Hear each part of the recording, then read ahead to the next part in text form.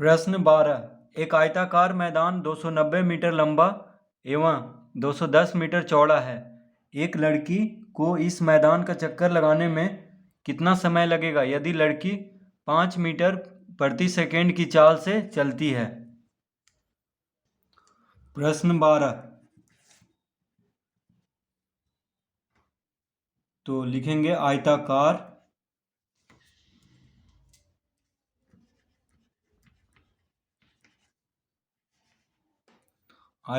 मैदान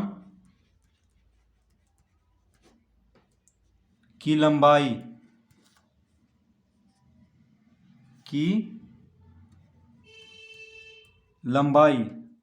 तो आयताकार मैदान की लंबाई कितना दिया हुआ है 290 मीटर।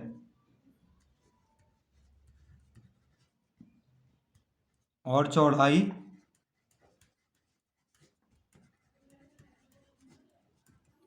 चौड़ाई दिया हुआ है 210 मीटर। तो आयताकार मैदान की लंबाई 290 मीटर और चौड़ाई 210 मीटर। तो कह रहा है कि एक लड़की को इस मैदान का चक्कर लगाने में, तो मैदान का चक्कर लगाना है यानी इसका परिमाप ज्ञात करना होगा। ठीक है, क्योंकि चक्कर लगाना है यानी बाउंड्री पे ही चक्कर लगेगा। ठीक है, तो इसका हम परिमाप निकालेंगे। तो परिमाप बराबर, तो आयताकार मैदान यानी आयत के जैसा है, आयताकार है तो आयत के जैसा है, तो आयत का परिमाप का सूत्र होता है 2 गुना लंबाई जोड़ चौड़ाई। 2 गुना लंबाई जोड़ चौड़ाई।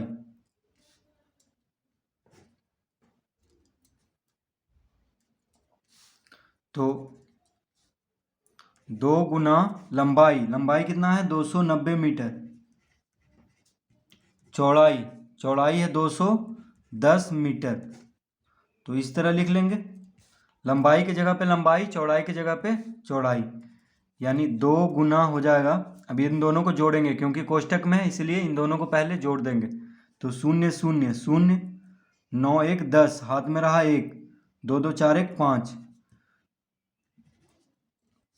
यानी आयताकार मैदान का परिमाप कितना आ गया 500 मीटर। ठीक है, ये माफ़ कीजिए, आयताकार मैदान का परिमाप हो गया 2 गुना 500 यानी 5 दूना 10 यानी 1000 मीटर। आयताकार मैदान का परिमाप कितना हो गया 1000 मीटर। तो इसका मतलब हुआ कि आयताकार मैदान का बाउंड्री का जो माप है वह कितना है 1000 मीटर। तो दूरी निकल गया है, यानी उस लड़की को 1000 मीटर दूरी तय करना होगा, क्योंकि मैदान का चक्कर लगाने में उसे 1000 मीटर की दूरी तय करना होगा, क्योंकि एक चक्कर हो रहा है 1000 मीटर, यानी परिमाप आया है 1000 मीटर। तो लिखेंगे अतः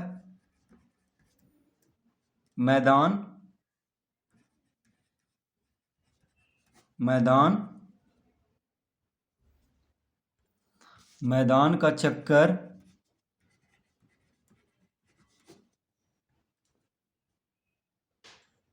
तो मैदान का चक्कर यानी एक चक्कर, तो एक लिख देंगे, मैदान का एक चक्कर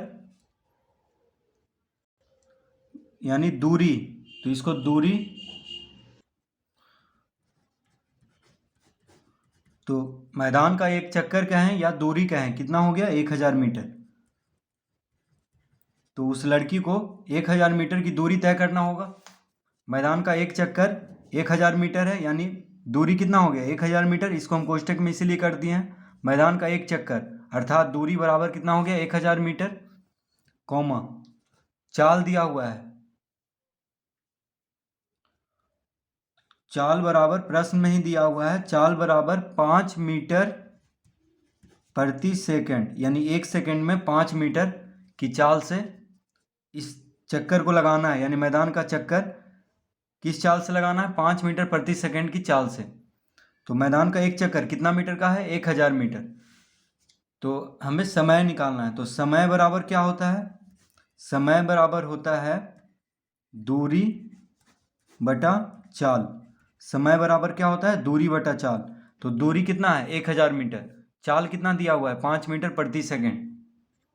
तो दूरी कितना है, 1000 मीटर, चाल है 5 मीटर प्रति सेकंड। अब देखिए, तो मीटर से मीटर कट गया, 5 से 5 दूना 10 यानी 200 आ जाएगा। तो कितना आ गया, 200 सेकंड, 200 सेकंड। तो सेकंड आप इस तरह भी लिख सकते हैं। तो समय कितना आ गया, 200 सेकंड। तो 1000 मीटर को 5 मीटर प्रति सेकंड से भाग देंगे तो कितना आ जाएगा, 200 सेकंड। कैसे आएगा, देखिए मीटर से मीटर काट लेना है, ठीक है, क्योंकि भागा में है। 5 से 1000 200 बार में कट जाएगा, और सेकंड जो बटा में है, देखिए 5 मीटर प्रति सेकंड मतलब 5 मीटर बटा सेकंड है, तो सेकंड ऊपर चला जाएगा, यानी 200 सेकंड इसका उत्तर आएगा। तो इस तरह प्रश्न 12 हल करेंगे। तो जब भी इस तरह का प्रश्न हो, पहले परिमाप ज्ञात करेंगे, उसके बाद चाल या दूरी जो भी पूछे उसको निकाल देना है, चाल या समय, क्योंकि दूरी तो हो गया, परिमाप ही जो आएगा वही दूरी हो जाएगा।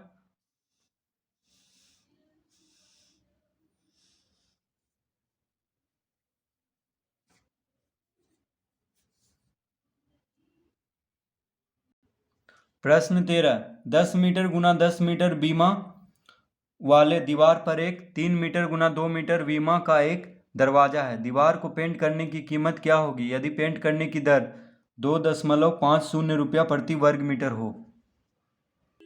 प्रश्न 13,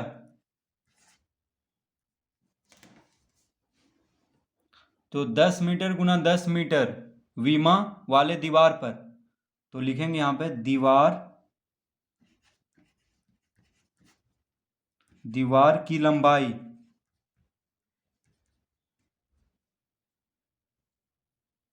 10 मीटर और चौड़ाई भी 10 मीटर है। दीवार की चौड़ाई भी 10 मीटर है, क्योंकि 10 मीटर गुना 10 मीटर बीमा दिया हुआ है, यानी लंबाई भी 10 मीटर और चौड़ाई भी 10 मीटर। तो पहले हम क्षेत्रफल ज्ञात कर लेंगे दीवार का। तो क्षेत्रफल बराबर कितना हो जाएगा, तो दीवार आयत के जैसा ही होता है, तो क्षेत्रफल बराबर लंबाई गुना चौड़ाई। तो लंबाई कितना है, 10 मीटर गुना चौड़ाई भी है 10 मीटर। तो 10 गुना 10 कितना हो गया, 100 वर्ग मीटर हो जाएगा, मीटर गुना मीटर वर्ग मीटर, यानी दीवार का क्षेत्रफल ज्ञात हो चुका है 100 वर्ग मीटर। दीवार का क्षेत्रफल 100 वर्ग मीटर। अब दिया हुआ है दीवार पर एक 3 मीटर गुना 2 मीटर बीमा का एक दरवाजा है, तो लिखेंगे दरवाजा की लंबाई 3 मीटर और चौड़ाई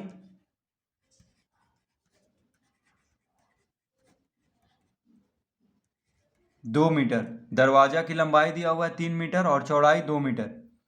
तो दरवाजा का क्षेत्रफल कितना हो जाएगा, तो दरवाजा भी आयत के ही जैसा होता है, तो आयत का क्षेत्रफल का सूत्र होता है लंबाई गुना चौड़ाई। तो दरवाजा का क्षेत्रफल बराबर सूत्र लगेगा, वो लगेगा लंबाई गुना चौड़ाई। तो लंबाई कितना है दरवाजा का, 3 मीटर, चौड़ाई है 2 मीटर। तो दरवाजा का क्षेत्रफल हो जाएगा 3 दूना 6 मीटर गुना मीटर, यानी वर्ग मीटर, ठीक है। तो देखिए दीवार का क्षेत्रफल निकल चुका है 100 वर्ग मीटर और दरवाजे का क्षेत्रफल 6 वर्ग मीटर। तो अब जहाँ पे पेंट करना है, दीवार को पेंट करने की कीमत, दीवार को पेंट करना है और दीवार में ही दरवाजा है, ठीक है। तो दीवार है 100 वर्ग मीटर और दीवार में एक दरवाजा है 6 वर्ग मीटर का। तो पहले घटा लेंगे दरवाजे का क्षेत्रफल, क्योंकि पेंट करना है तो दीवार को पेंट करना है, दरवाजा को नहीं पेंट करना है, ठीक है। तो लिखेंगे, अब लिखेंगे दीवार को पेंट करने का खर्च बराबर, दीवार को पेंट करने का खर्च बराबर हो जाएगा 100 वर्ग मीटर माइनस 6 वर्ग मीटर गुना 2.50 रुपया। देखिए दीवार का क्षेत्रफल कितना है 100 वर्ग मीटर और दरवाजा का क्षेत्रफल है 6 वर्ग मीटर। ठीक है, तो दीवार को पेंट करने का खर्च, तो दीवार को पेंट करना है इसीलिए दीवार में से दरवाजा का क्षेत्रफल को घटा लेंगे, क्योंकि दीवार में ही दरवाजा है तो दरवाजा को पेंट नहीं करना है, दीवार को पेंट करना है, तो इसीलिए घटा लेंगे 100 वर्ग मीटर माइनस 6 वर्ग मीटर कर लेंगे। ठीक है, तो जहाँ पे पेंट करना है उसका क्षेत्रफल ज्ञात हो जाएगा। और दिया हुआ है यदि पेंट करने का दर 2 रुपया 50 पैसा प्रति वर्ग मीटर है। ठीक है, 1 वर्ग मीटर में 2 रुपया 50 पैसा लग रहा है पेंट करने में। तो देखिए, तो 100 में से 6 गया तो 94 वर्ग मीटर गुना 2.50 रुपया, यानी 1 वर्ग मीटर को पेंट करने में आ रहा है कितना खर्च आ रहा है 2.5 रुपया, 2.5 रुपया हो रहा है, 2 रुपया 50 पैसा। तो 94 वर्ग मीटर हमें पेंट करना है, क्योंकि दीवार में दरवाजा है तो दरवाजा का क्षेत्रफल है 6 वर्ग मीटर, तो घटा लिए हैं, यानी जहाँ पे पेंट करना है उसका क्षेत्रफल देखिए आ चुका है दरवाजा को छोड़ करके। तो 94 वर्ग मीटर को 2.50 रुपया से गुना कर देंगे तो कितना आ जाएगा, देखिए तो इसको गुना कर देते हैं, 94 गुना 25 कर देते हैं पहले, क्योंकि दशमलव बाद में लगा लेंगे। ठीक है, देखिए 25 है, शून्य भी बाद में लगा लेंगे। 5 चौक 20, 9 पचे 45, 2 47, 4 दूना 8, 9 दूना 18, शून्य 8 7 15, 8 4 12, 1 13, 1 1 2, 2 3 5 शून्य, तो यहाँ पे लिखेंगे 2 3 5 शून्य, एक शून्य यहाँ भी है तो उसको भी लिख देंगे। अब दशमलव के बाद दो अंक है तो दशमलव के बाद 2 अंक यहाँ भी होगा, यानी कितना आ गया देखिए बराबर 235 रुपया, क्योंकि दशमलव के बाद शून्य है तो दशमलव के बाद शून्य का कोई मतलब नहीं है, तो 235 रुपया हो गया। यानी दीवार को पेंट करने का खर्च कितना लगेगा,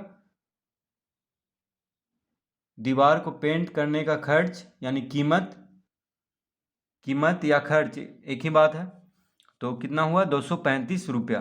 तो इस तरह हम प्रश्न 13 हल करेंगे।